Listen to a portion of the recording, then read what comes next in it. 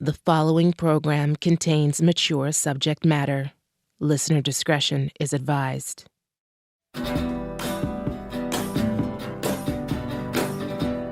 You are listening to Someone Knows Something from CBC Podcasts. In Season 5, David Ridgen travels north to Thompson, Manitoba to investigate the 1986 murder of Kerrie Brown. This is Episode 10, Sumner. I was at an apartment in Highland after Kerrie died. And I'll be damned if Patrick Sumner doesn't walk in. I didn't know it at the time because of my eyesight, and it was dark in the apartment. And it wasn't until Mike, the proprietor of the apartment, tells me, "Isn't that Pat?" And when I hear his voice, and I hear that name, I immediately put two and two together. I'm sitting in the same damn room as the guy that's been charged with my sister's murder.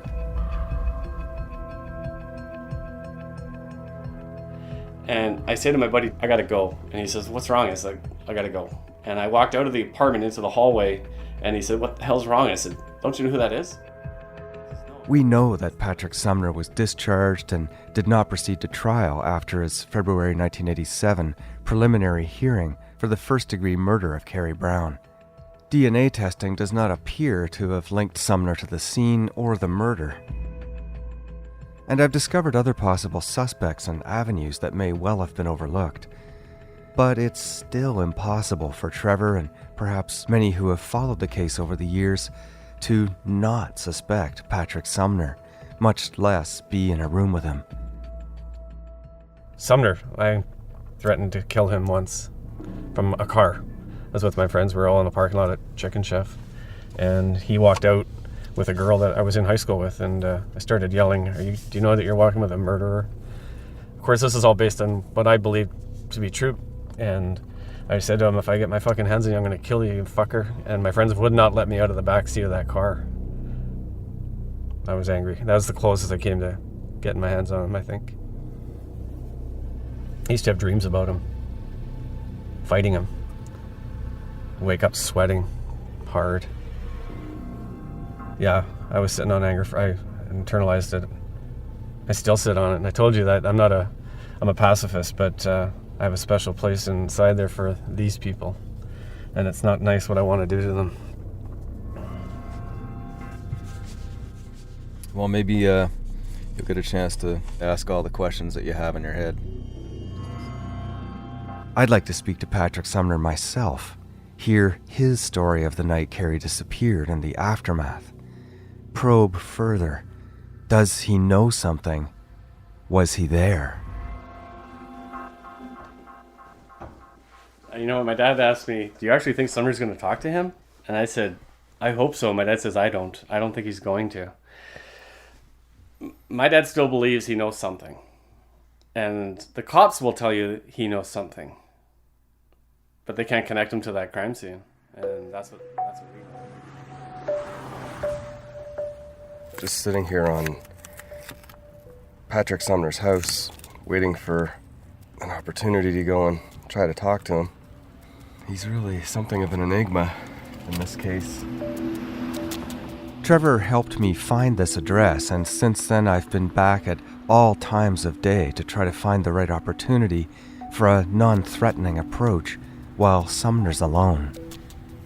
I think I'll wait until Patrick's mother leaves the premises. It might make it easier for him to talk if he doesn't have somebody he knows around.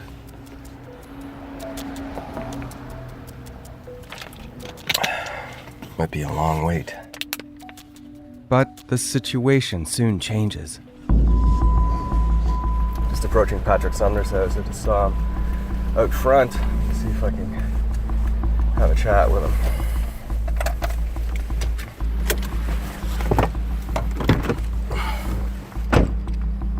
I've just watched Sumner's mother pull out of the driveway. Then a person I'm certain is Sumner himself, wearing a gray tank top, shorts, and sandals, appears in the front yard. Now would be the best chance. Shit, he's gone inside. I didn't have time to grab my full recording setup, so I'm approaching Sumner's place with my phone and a voice recorder going. Sumner just went back inside his home. It's a semi-detached house located down the road from one of the last remaining active mine shafts in Thompson. I pass what looks like a brand new blue Ford Mustang in the driveway and head for the door.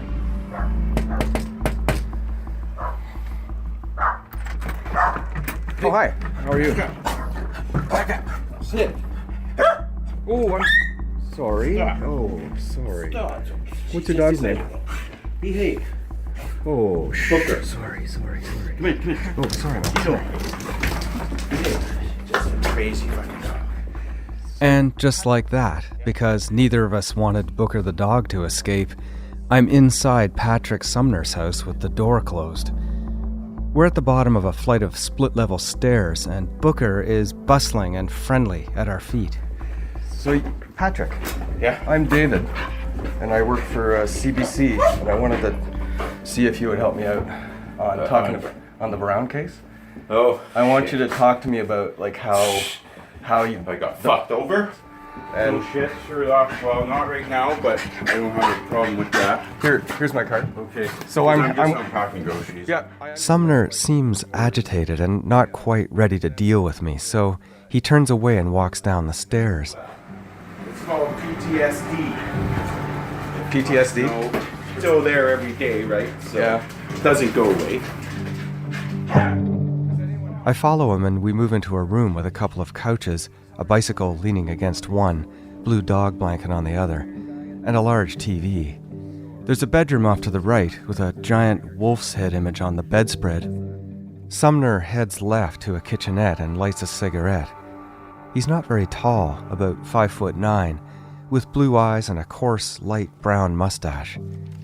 He puts on a pair of glasses and starts shuffling through some papers I see strewn across a small breakfast table. What you looking for? This pile of stuff. Spread out on the table are various articles, copies and originals, about the Brown case. Sumner had no idea I was coming, and I think these have been here for a while. Some are marked up with doodles and writing in the margins and highlighter. Well, I've sort of marked it. It was sort of in here where I said, and they did a thing. Oh, I just had it sitting there because I've been making some notes. That's you writing that. Did you write that? I just wrote this other.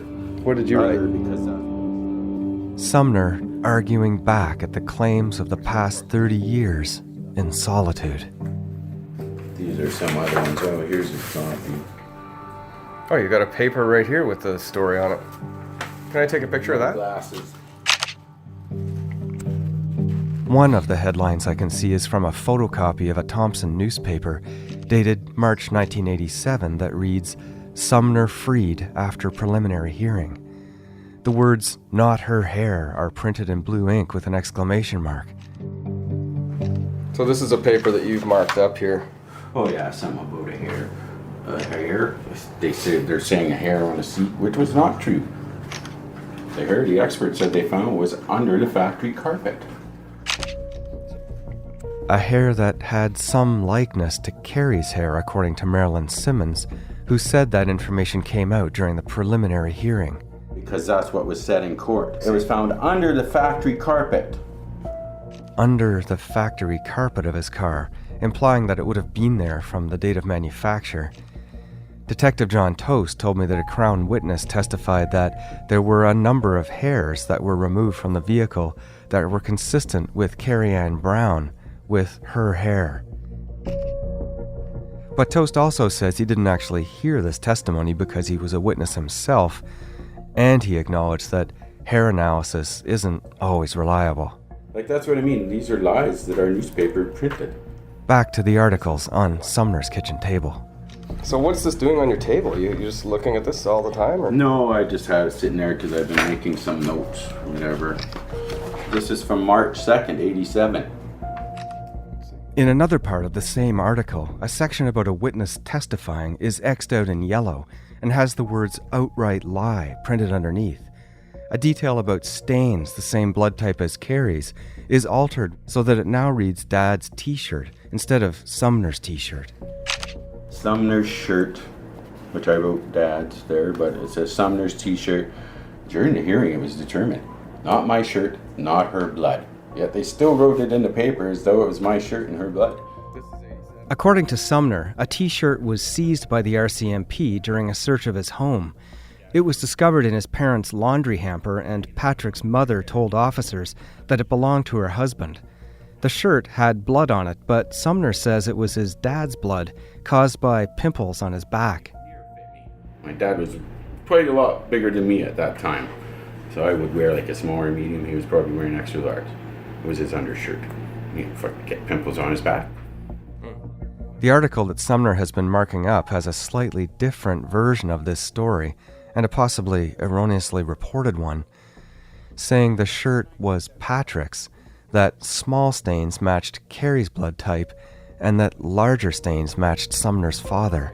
The same blood type as hers, but no medication or alcohol in the blood on the shirt, which they would know from autopsy. It was in her blood.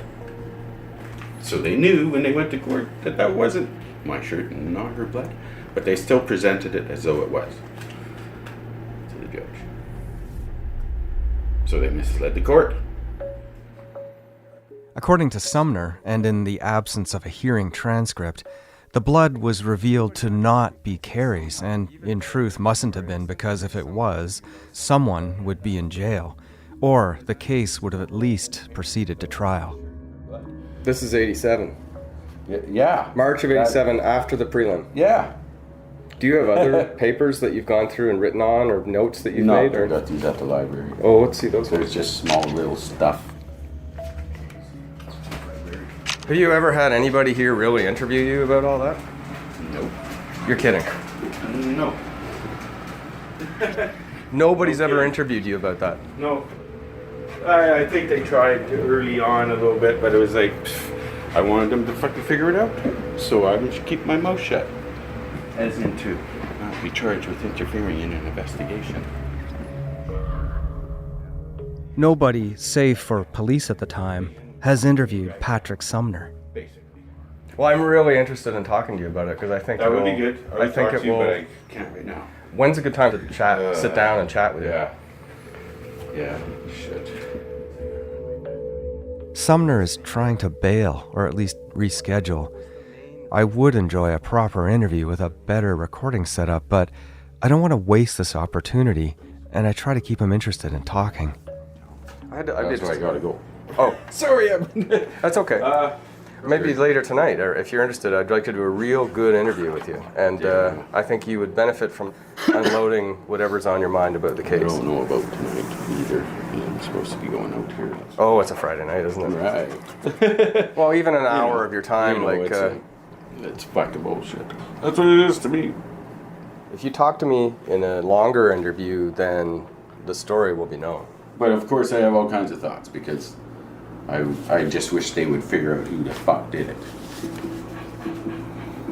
And in reality, I just wish they would figure it out. Who the hell did it? What was the main reason that they kept focusing on you? What was the main... You'd have to really ask them. I have been asking the police about their focus on Patrick Sumner since the beginning, and I've heard from Sean Simmons that he's still 9 out of 10 sure that Sumner was who he saw that night. And as far as the RCMP are concerned, Patrick Sumner still hasn't been completely ruled out. Robert Urbanowski. And I'm reluctant to say anything about Pat Sumner. I think it's clear when you look at the judge at the time at the preliminary inquiry said there simply wasn't enough evidence to proceed to trial. It's not a finding of guilty or not guilty, just not enough evidence. And you have to go back to square one and go, what are we missing? You just got to figure out who's got that name. And I think you know who does. I might. My impression here is that Urbanowski is referring to Sumner as that person. John Toast also equivocates on his feelings about Patrick Sumner. There's a difference between, of course, a discharge at hearing and an acquittal. And Pat Sumner was not acquitted. Court never determined that he hasn't committed the offense. In other words, he was not found not guilty. We never got to that phase. They just said that we didn't have enough evidence to proceed to trial at that point. We certainly didn't establish a conviction. But you know, the legal system, it's all we've got in this country. Dennis Heald. You still have your doubts about him. Do you think that Patrick Sumner might know something? Well, I think there's still something there. And Constable Jana Amaro. Like I said before, I can't really narrow down our suspect pool. I would say that it's still quite vast at this point in time. So I can't say at this time whether anybody really has been eliminated. So Patrick is in the pool. I would say Still. anybody is pretty much in the pool that was involved or possibly, brought up as being part of the investigation. Back at Patrick Sumner's place, I try to get into Sumner's alibis, always one of the most important parts of any investigation. You had alibis for that night? Yeah, and we're told to go. Well, yeah, I was with people earlier. Yes, a woman and then a couple guys, and yeah, and then my parents. So at the time, parents don't count. At the time, Kerrie Ann would have been murdered. Apparently. You were with your parents. According, from what I understand, From what you remember? from their questions, Oh, no, but you from must. the police's questions, that time slot. Oh, I see. Okay. But earlier in the evening, I was elsewhere, and I could show it. I see. Okay. I wish I could press further here, but I sense that time is limited. And I don't want to leave without asking the obvious question. So this is your opportunity to say, like, unequivocally, when I ask the question, did you have anything to do No, absolutely not. with killing Kerrie Ann Brown? That's right. Absolutely not. Would you ever contemplate such a thing? No! What for? It doesn't make sense.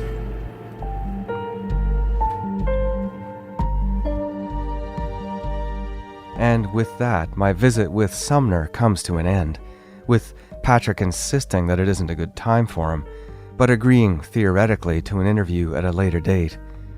Take care and have a good day. If we make a good story, I don't know. We can get together and you can chat and we'll have I'll have another mic. Anyway, thanks very much. Okay. Take care. I found Sumner to be open, but perhaps overly focused on details of the case rather than a bigger picture. The hairs, the father's shirt, the bloodstains, proving he didn't do it by catching mistakes that he says police or prosecutors made. I try to imagine how it must have been for Sumner under the investigative glare of suspicion over 30 years ago. I still can't believe nobody has interviewed him about it.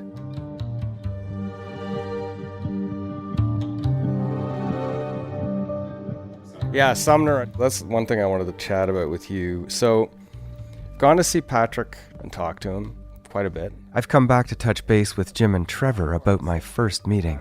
But I still feel that I need to ask a few more questions to get a few more direct results. I've thought many times, like, his DNA did not match, so maybe he did see something, maybe it was there at some point in time, that's I thought. Or maybe there's some weird parallel part to the story where he plays an initial role, innocent role. That's why I want to go back. So then the question is, what's the best approach with this guy? What do you think?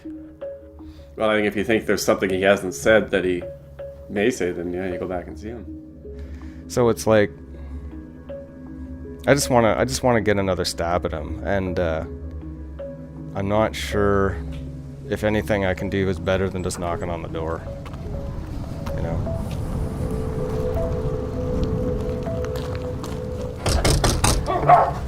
Hello? How you been doing? Still going. Yeah. Months later, I have an opportunity to see Sumner again, and I'm again inside his home, following him down to his apartment. He heads for the kitchenette.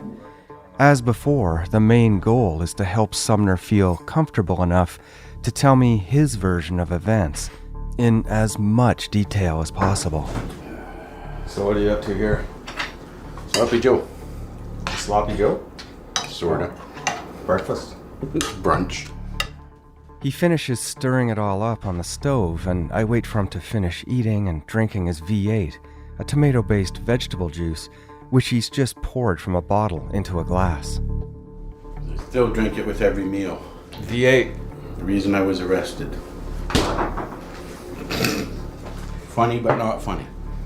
The reason that you say you were arrested is because there was V8. V8 on the floor where my lunch from that day was. There was V8 on the floor, right, of your car. Little tin can, lunch size. Yeah. That's the reason he used to arrest me. It wasn't blood. According to Sumner, John Toast used the vegetable juice stain as a pretext to make an arrest, saying that he believes it to be blood, despite the empty V8 can sitting next to it. A thorough search of Sumner's car was conducted, but as far as I can tell from my interviews, no actual blood was found. And if he did wash his car all day, as Rowley and others have stated, this stain must have come afterward. But I'll get to the car washing later. Yeah, I see people are now getting compensated for jury duty because of post-traumatic stress. Yeah. Well, those were horrifying pictures. Yeah, try being the guy who they're accusing of those horrifying pictures. You know, one thing. Would that cause post-traumatic stress? But who cares, right? Nobody cares about something you didn't do. It's in the song, and it's true as could be. Nobody gives a damn. You're not considered a victim. Sumner's cat, Rascal, walks over and jumps up beside me on the couch, nuzzling the mic. So yeah, I don't know. Go ahead and give me a sense of who you are. A lost soul. I'm the guy that was wrongfully accused in the death of Kerrie Brown in 1986. I'm not sure what else I can tell you. And that's the fact of the matter. What was it that brought police to you, in your mind? What was their big piece of evidence? As far as I know, false statement, testified in court. I can't remember his name, but one of the young fellows in the truck, the guy driving. Yeah. What did the guy It was because of him. What did that Plain and simple. Sumner is referring here to Sean Simmons, who, along with Larry Leapart, testified about the vehicles they saw emerging from the stable roads the night Kerrie was killed. Simmons says he's 90% sure he saw Sumner behind the wheel of a car that looked like the one Sumner owned. I have no reason to disbelieve or disavow Simmons' recollections. I've not been able to verify what Leapart might have seen that night. And while I'm not aware that either Simmons or Leapart made any kind of false statement, I do know that Larry Leapart was in the passenger seat, and according to those present at the preliminary hearing, he never got a good look at the driver of the muscle car that passed them on the right.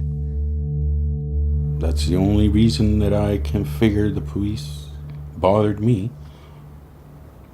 I don't know what else. The driver of the truck told me, he said it was a 9 out of 10 in his mind that he saw you in the car driving by. Still says it's 9 out of 10. Yeah, well, if you believe something in your mind, you're going to believe it, I guess. Again, I wish a transcript of the preliminary hearing existed. It would have been invaluable to compare what was said 30 years ago to what's being remembered now. Still, there would be a lot of things it couldn't help with. Patrick says he didn't testify at the hearing. You didn't testify at the preliminary? No, I didn't need to. It is normal for defendants not to testify on their own behalf at preliminary hearings, and sometimes during trials. So did you ever have to provide, this is one thing I was unclear about, did you ever have to provide through your lawyer your whereabouts on that night? No, I gave statement before that. Long before I was even under arrest. I told them where I was, who I was with, whatever. So far, Sumner's recollections seem formed in the bitterness of seeing himself as a victim, and maybe he is a victim and innocent. But the bottom line is I need details and facts that can serve as proof. Where was he the night Kerrie was murdered? What did it say in the statement? Oh, God. Where I was and who I was with. Can you remember the basics of what it was? I was with the girlfriend, Claire. I'm sure I know she says that we might have the time a little bit off. We might have been at the store a little earlier than we thought. But yeah, she was shopping for a couch, and we went here and there, and Bronze Furniture and Woolworths and the Bay. And yeah, and I dropped her off. Dropped by a friend's house, and two guys were actually outside in his car, Lindsay and Curtis. Okay. What time was that? They went that? for a ride for coffee. Yeah, that's... You dropped Claire off? It's got to be around 8:30. So you dropped Claire off around 8? Somewhere there. Okay, so... Because I think we were at the Burntwood at 8:30 for the show. You're at the Burntwood with Lindsay and Curtis? Yeah. Curtis Didluck, I later found out, passed away in July 2016, so he's no longer much help as an alibi. Trevor, Jim, and I made a long series of calls to try to find Sumner's other friend, Lindsay Lang, but so far, no luck. And then, how long did you stay there? I had 1 beer. I think they had 2. Or Curtis might have had 2. Yeah, well, they were buying, so I wasn't. Yeah, I had the money. I was going to school. Right. And then I went home. And then you say that you were never anywhere outside of the town or... I was at the dump. Okay, but you didn't go to Mystery Lake Road that way? No. You didn't go past the Cemetery Road or Stable Road? No, okay. not at all. So then when you got home, what time was that? I'm sure it was before 10. By 10 for sure. But I'm pretty sure it was before that, but it's kind of hard to remember because I had no reason to. And this is that Thursday night, the 16th? That's what they were asking me about, yeah. When Kerrie disappeared? I guess. And was murdered. Well, Recall that, according to police, and possibly based on the timing of the vehicle Simmons reports seeing, Kerrie was killed sometime between midnight and 1 a.m. So you're saying you were home before 10 or around 10? Yeah. And what 10 at the latest. And what happened when you got home? What do you mean, normal day? Like, was there Got home, had a shower, made lunch for school the next day, had a bedtime snack, went to bed about 11. Was there someone here? Mom was home, yeah. And then Dad showed up. Oh, the game was still on in extra innings, I guess, yeah. And Dad came home by 11 to catch the news, which wasn't on. Patrick mentioned seeing a baseball game on the night of Thursday, October 16th. He recalled all the channels showing the playoff game, which was going into extra innings. He had said something to this effect when I saw him before, just prior to me leaving, so out of interest, I asked one of my producers, Amal Delich, to look into this for me. Hey, Dave. Hey, Amal. I'm up in Thompson. I just need confirmation from you. The 1986 World Series took place between the New York Mets and the Boston Red Sox. I asked him to check if there was a game on the night Kerrie was murdered. On the 16th? 16th. No, they didn't play. Sox-Mets World Series game 1 started October 18th. The series started on October 18th. Yeah. Okay, so what baseball was on the 16th? It would have been Game 6, Mets-Astros, went to 16 innings. Oh, yeah. On, okay, extra on innings. October 15th. Oh, on the 15th? Yeah, man. And was there a game on television on the 16th? Hold on. No. There's no games on the 16th. The 16th was an off day, travel day. Travel day. Okay. So there's no baseball. According to my producer, there was no baseball game on TV the night Kerrie was killed. So this was a baseball game? Yep. Now I looked, the baseball game was on the Wednesday night in extra innings. Aye. But there was no baseball game on the Thursday night. Well, there was something on. See, never again. How do you remember something you have no reason to remember? No reason to remember? I'm not sure what to do with this. Patrick says he's not a baseball fan. He just remembers a game going into extra innings on TV. Perhaps he's just confusing it with Wednesday night's game. But that's my best recollection at And the then time. What were you doing on the Friday? Well, during the day till 4 o'clock, I was at school. I went home, grabbed a shower, bite to eat. Probably went out by about 6 or so. Picked up Claire, picked up Kathy. Went to Trappers for a while. Took a spin around by the head frame. Went there for a drink. Got a stamp. And left. So we wouldn't have to stand in line later. Right. No car washing on Friday. No. No time. And I believe the weather was not conducive. Rowley had told me he'd seen Sumner washing his car for an inordinately long period of time on Friday, October 17th. Sumner doesn't deny that he washed his car, but insists it was on the Saturday. Because it was a nice day. And winter was setting in. I just figured that might be my last chance to actually wash it outside. Because I didn't have a garage to wash it in. I don't like washing it in the winter. Everything just freezes up. So I washed it because it was a nice day. Saturday. Prior to that, I'm not sure about Friday, but I know prior to that, most of that week it was freezing rain, a little bit of snow, minus temperatures. So there was no way you were using a garden hose outside. It was frozen. It was a nice day. That's it. Saturday. Yeah. Out at the I dump. was off school. Yeah. At the dump. In the driveway. Traffic going back and forth. Yeah. Because I was trying to hide something. Then you were washing out the interior and the exterior. Yeah, I washed the outside and I wiped down the windows, and there's 2 sides to the window, so I washed the inside of the windows. Yeah. I vacuumed the floor and whatever. So it was a nice day. So yeah. Give the car a cleaning. And Took my time, whatever. That came up in the prelim about the car washing? I don't know, maybe. I think it did, yeah.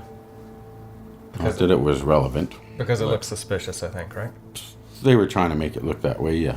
I guess that's what their effort was towards. If that's suspicious, then it's suspicious for anyone who washed your car that day. Well, I'm going to say, whether it was at home in their driveway or whether it was at a car wash. If I was trying to hide something, I wouldn't be in high traffic washing my car. Think, it's a public facility. Dump. And you bought your car from Rowley? I think it was a guy that worked for him. He did tell me that Yeah, it was... well, it was trashed. You sold it to Rowley after. I sold it after, yeah. Yeah, okay. He told me that it was trashed. And since that time, Patrick, have you had any run-ins with the law or any kind of charges of violence against you or any kinds of... Oh, yes, I've had false charges of this and that, yeah. You have? Well, it's harassment, yeah. And I was pulled over one time. 2 cops, they didn't even ask me for my license or registration or nothing. A girlfriend who I was living with in the passenger seat, they were all concerned. Are you okay, ma'am? Are you sure? Like, are you here of your own free will, kind of? Like, yeah, oh yeah, just harassment, general harassment. I've pulled over lots of times. Dragged for an breathalyzer. Just FYI, I've never had an impaired charge. But any of the charges that were leveled at you in the past, have they been regarding violence? Or assault? I guess once. That was the same girl I was living with. Whatever, yeah, it was all. Whatever. Well, what was the charge? I don't have a record, let's put it that way. Okay, so... I don't have a criminal record. When was that charge? Oh, that was, I don't know. Would have been out mid-90s, maybe. Mid-90s? Maybe, okay. Yeah. Was it assault-based? Yeah, I'd guess so. It's a simple assault. I don't know what they called it. Okay. Whatever. Based on a complaint by your partner? I guess so. A record check for Patrick Sumner does show an assault charge dated July 6, 1992, which resulted in an absolute discharge. Shortly thereafter, in February 1993, Patrick was placed under a 1-year peace bond. A peace bond is similar to a restraining order and is often used by those who are afraid that someone will harm them or damage their property. Sumner appears to have violated this peace bond in July of 1993. He was charged with uttering a threat to cause death or bodily harm, a charge that was stayed, and charged with mischief for which he had to pay a fine. He was then placed under an 18-month conditional discharge. It does sound like a lot, but most of the charges were dropped.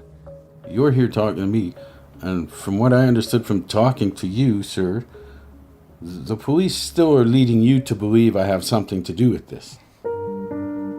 To this day, 32 years later, even though their own investigation, they basically refused to acknowledge their own investigation. Concerning me, anyway. What it is when I ask police if they still have a suspicion about Patrick Sumner, the answer is always given as he's not been excluded kind of thing. Really? So DNA doesn't exclude them when they don't want it to? But DNA does include somebody for sure, 100%. But it doesn't exclude. See, isn't that a double standard? You tell me. Yeah. The DNA testing. Did you ever voluntarily give police your DNA? Well, I guess so. Knowing it was for a DNA test. You pull hair out and it's got a skin polyp on it. They have DNA. Well, they didn't say what it was for, but that was actually my idea. After about 3 hours or so, I said, what do you want from me? You must have something to go on, some evidence. What do you want? You don't want to believe me and I can't make you. What do you want? So it was my idea. And they said, oh, give us this. Yeah. Really? Yeah. I've been telling you for hours. I have nothing to do with this. If this will help you eliminate me as a suspect, what do you want? So they took what they wanted. They asked. I said, here you go. Not under arrest. Not charged. Didn't have to give them anything. I certainly wouldn't have had to after I was charged. Not in that day. My lawyer would have said, nope. Right? But you never gave blood to them? No. Okay. I asked him, At the time, in 1986, DNA testing was in its infancy, so any gathering then would have been prescient thinking on the part of police. Sumner says that when he was locked up, for the first few weeks without being able to brush his teeth, an officer gave him some gum to freshen his breath, then asked him to spit it out, so he thinks this could also be a source of DNA collection from him. I asked him, at that time, I said, what do you want? I said, I don't know anything about the science of it, but, exactly, blood, saliva, what? What do you want? And if they came to you today... So they asked for what they wanted. You would give it to them today if they asked? They have it already. It wasn't until the 1990s, when DNA became a centerpiece of criminal investigation, that RCMP began collecting samples in earnest from people regarding the Kerrie Brown investigation. Yeah. Sumner moves on to talking about John Toast, one of the original investigators. He simply didn't do his job. Plain and simple. In my interview with John Toast, I asked him about the interrogation techniques he used with Patrick Sumner. What kinds of strategies would you use when you're questioning people, say like Patrick? Methodology there would be the same as anybody else. When we're doing an investigative interview, your only goal and your ultimate goal is to obtain any evidence or information that's going to further your investigation. And basically, that's the only answer I can give you. People are personalities. Personalities may require different approaches. Different personalities require different approaches. His own words. You might as well confess, because your life's over anyway. That's before he ever seen me before in his life, never talked to me yet, even. And he had decided at that point in time I was it. What were there was nothing more I could do. It's unknown if Toast did say this to Sumner, but it's not uncommon for police to use a variety of techniques to try to get a confession. I did tell him at one point, just because you think it or you say it doesn't make it so. I just told him, do your job. You'll find out you're wrong. That was pretty much toward the end of it. And I finally said, yeah, I'm going to use the phone. Did you have a lawyer present during any of that? Nope. Had nothing to hide. Told him it repeatedly. Like I said, it was my idea. What do you want from me? Whatever you want. I don't know how much more I could have cooperated. Did you meet? I couldn't have. Did you meet Dennis Heald? Oh, he was there the whole time making notes. Same. 2 peas in a pod. Same shit. They don't care, right? They dug their own hole in the ground, I guess. That's, I mean, I don't know how else to put it, right? They dug themselves into it. I steer the conversation back to Sean Simmons and the allegation made by him and his mother Marilyn that their vehicle was being followed. So one of the witnesses, the driver in the red truck, and his mother actually said that Sumner family members were following them around after this all happened. Really? Behind their red truck. Oh, yeah, I didn't know the truck, so couldn't tell you. So that wasn't you? Maybe it was the cops. They were following me around. Toss and Heald were following me around in Heald's family car. Funny looking thing, a Phoenix or something it was called. Funny looking car. And your brothers at the time and your dad, you don't know anything about them following the... I have no idea. The red truck? If I wasn't with them, I wasn't with them, so they had their own vehicles or what. I don't know if my older brother even had a vehicle then. Tell you the truth. Neither of your brothers... I don't think he did. Patrick had 2 older brothers, Shane and Kelly, who both died recently in 2013 and 2014. Their father, Robert, died in 2016. Would your brothers have driven your car that night? No. No, they lived in town. And did they have access to it? Have they ever driven it? No. No, actually. Okay. My sister did once. She was up here from out of town with her first son. Did your brothers look like you? I don't know. Not really. They were both bald already by then, half bald. Right. A mustache. Yeah. Yeah. Yeah, they lost their hair young. But did they have mustaches? I don't recall, to tell you the truth. Just trying to figure out if someone else had access to your car or something. Would have been a family member, probably, but... No. Okay. No. Did you have anything to do with Kerrie's disappearance? Absolutely nothing. Did you have anything to do with Kerrie's murder? Absolutely nothing. And do you know anything about the murder? Do you know anything about... Other than me being falsely accused? No. Do you know anything about who was no there? No involvement whatsoever. No. I don't know any of her friends, any of them. I was not at no party on Trout. That was not a group of people I knew. You weren't driving in that area? At all. Nope. Not even. Nope. Nobody else had access to your car? I'm pretty sure they didn't. It had an alarm. Oh, I actually put even an back alarm then? in it. Okay. I put an alarm in it from Radio Shack. I saw some photos from the crime scene that the RCMP actually shared with me. One of the pictures shows a footprint, so a shoe print.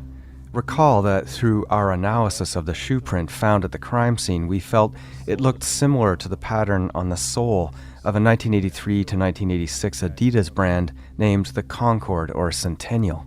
The size is estimated to be at least a U.S. men's 8 or 9, but could be longer because the heel of the print cannot be fully seen. What's your shoe size? This will help. Oh, God.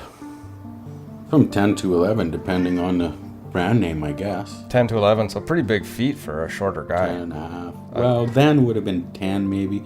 I have gained a bit since then. What, in length of your feet have Well, gained? your feet do. You get heavier, your feet will tend to over time. But I kind of like my shoes loose, though, for the most part. Maybe wore a size 9.5 to 10, I would say maybe then. Maybe 10.5 at tops, depending on who made them, I guess. What was the kind of shoe that you liked to wear? What was the brand that you liked? Oh, God. I don't know. They were just sneakers I wore all the time. Don't remember. That's what I wore all the time. How tall are you? You're like 5'8"? Maybe 9. Maybe 9? Yeah. All you're doing is helping with the investigation by talking right now. That's all I tried to do right from the start. It's called cooperation. There's a lot of effort was put into trying to take you through the system, and it's important to know what Well, actually... as the judge stated, you had no reason even to arrest him. I ask again about Patrick's alibis. Curtis, Lindsay, and Claire. None of those people's statements were submitted or put into the prelim? Oh, Curtis and Lindsay went down there when they found I was arrested, and they were told to go away. And Claire, she wasn't involved. No, they didn't call her. So, according to Patrick, Claire Dubé was never called as a witness. So, I called her myself. Hello? Oh, hi. Can I speak to Claire Dubé, please? Speaking. Hi, Claire. My name's David Ridgen. I'm calling... Claire Henderson Dubé, a real estate agent in Thompson. I spoke to Patrick Sumner. Yep. And he had mentioned that you were with him on October 16th, 1986, and on October 17th. Yes. So can you tell me about that? Okay. Well, at that time, Pat and I were like best friends. He was going to school for mechanics down the road from where I worked. So just about every day we went for lunch and then went for supper. On the day that Kerrie disappeared, Claire asked Patrick Sumner to come with her to Woolco, a local discount department store. Woolco is a subsidiary of Woolworths and has gone by both names, so this may be why Sumner told me that he and Claire went to Woolworths that day. And I put a couch and chair on layaway that night, actually. It was the first time I bought furniture, and Pat was with me to pick it out. Thursdays were the one time the stores were open late till 9 o'clock, so it was between 7 and 9. Probably by the time we got out there, it was just before closing. And then what happened after that? And we went to the bar for a few drinks, and then I had Pat drop me off at home. Normally I would have stayed out later, but I had gone home a bit early that night.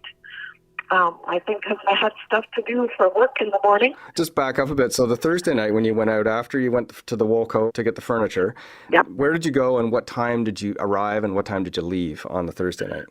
Oh, that's a good question. Probably would have arrived there between 9 and 10. Okay. And it would have been the head frame at that point in time. And I don't know whether it probably was around midnight, I'm guessing. Between 11 and 12:30 probably that I had left. With Patrick? Yes. Okay, and he dropped you off at home, you said? Yeah. Okay.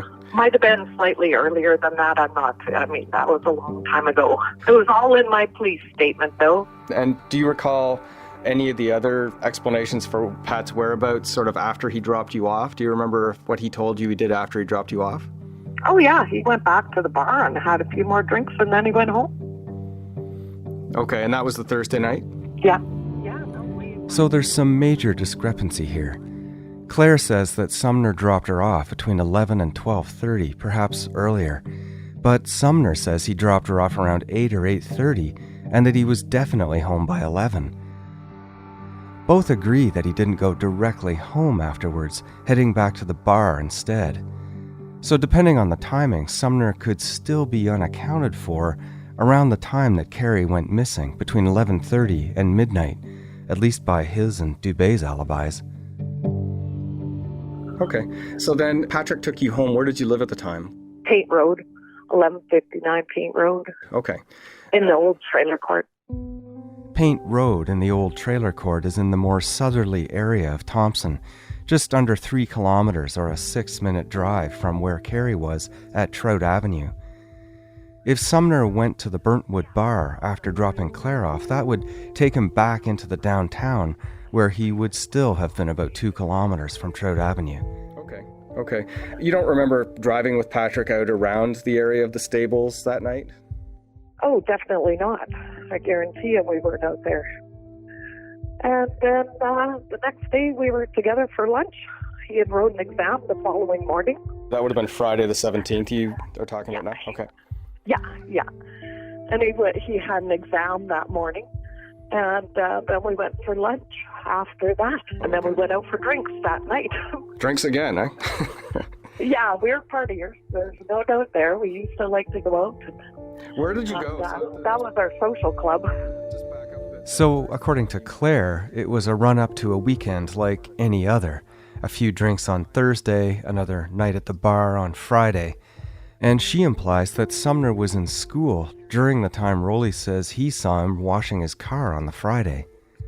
But then on the Saturday, word began to spread through Thompson that a local girl had been murdered.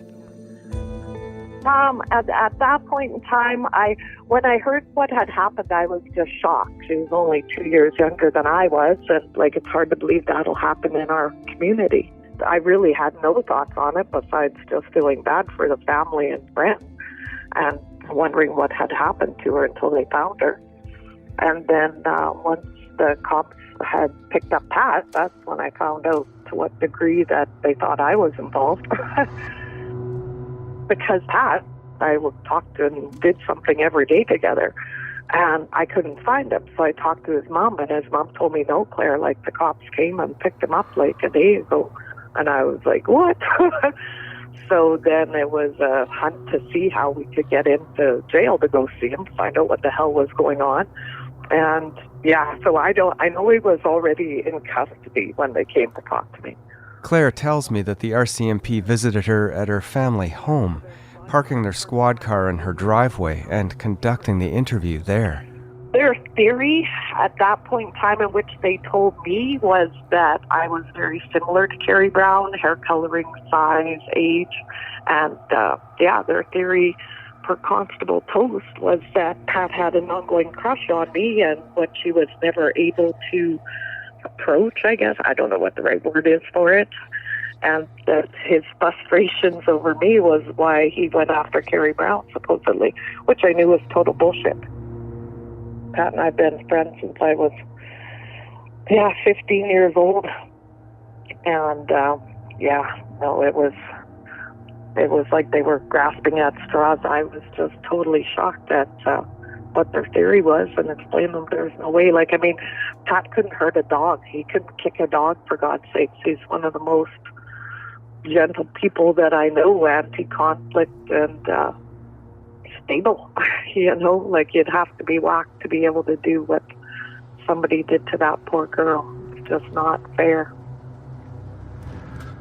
Did you ever wonder if Pat, not that he was involved, but might have seen something and just had to be quiet because he was afraid? Or did you ever get the feeling Pat might have been there but didn't participate but saw something? No, not at all. No, he couldn't have stood by and no. The cops that won the last interview I had with them was when my daughter was 6 months old. She's now 23. They called me in. I was just finishing my mat leave.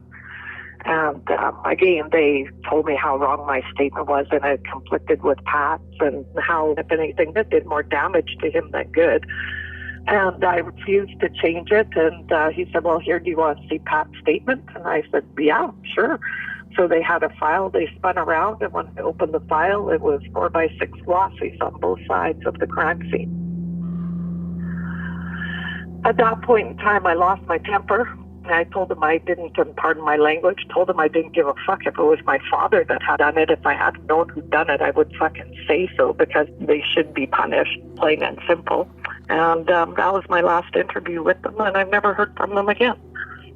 Jeez. That was after they'd taken, they'd already had DNA from me long before that, and then they had done the DNA for 100 and some people or whatever. I know when that happened because they took DNA from my late husband and a number of our friends. I have no idea what happened that night. All I know is from the pictures I was shown, there's no frickin' way in the world it was one person did that to her. There was more than one involved. I mean, it was brutal. Absolutely, and whoever did it should pay severely. Nobody on God's green earth deserves that to be done to them, and the cold-hearted bastards that could do that should be dead. If I knew somebody did that to another human being, I don't care who they are, they should pay. Are you still friends with Pat? Oh, yeah, to this day. How did the whole thing affect your friend Pat? Oh, it screwed his life. It hands down. The next morning, he wrote that exam at 8 a.m. He started class at 8. He wrote that exam, got 90-some% in that exam. He was halfway, if not more, done that year course. And to be picked up, he never finished the course. He was thrown in jail. He was ostracized from 90% of the community. Like, he got dirty looks and rude comments and people not knowing any better and believing what the RCMP were saying. So a lot of people probably to this day somewhat think he's guilty. I mean, it stunted his life from future being able to gain meaningful employment in Thompson, where you want to look after and stay with his family. And in the meantime, there's somebody out there that should pay dearly for a young girl's life.